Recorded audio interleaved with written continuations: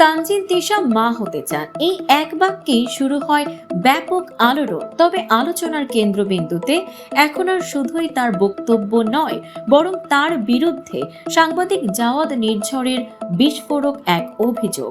5 জুলাই সাংবাদিক নির্ঝর ফেসবুকে 3টি ছবি শেয়ার করে দাবি করেন এগুলো তানজিন তিশার গোপন সন্তানের ছবি।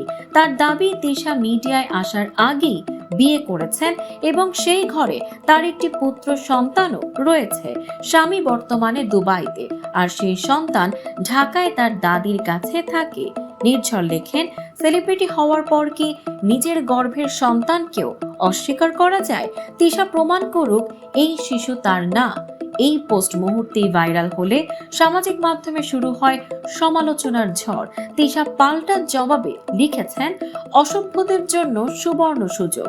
যে অসভ্যরা আমার আদরের ভাগ্নে ভাগ্নিকে নিয়ে তোলা ছবি আমার লুকিয়ে রাখা সন্তান হিসেবে ভুইফোর অনলাইন পোর্টালে নিউজ করে $20 উপার্জনের জন্য, সেসব অসভ্যকে বলছি, এখন পর্যন্ত আমার লুকিয়ে রাখা যত বাচ্চা কাচ্চা আছে তাদের আমার কাছে পৌঁছে দিলে $20,000 ভিক্ষা দেব।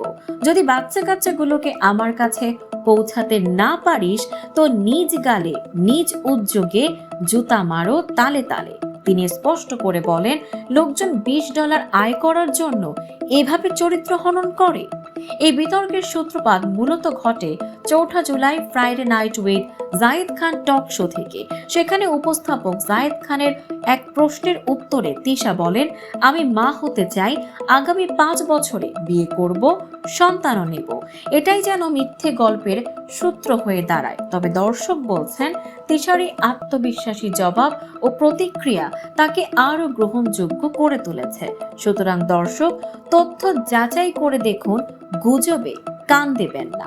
সাম্প্রতিক ও চমকপ্রদ সব খবর পেতে ফলো করুন আমাদের ফেসবুক পেজ CB24 TV এবং সাবস্ক্রাইব করুন YouTube channel CB24 TV official.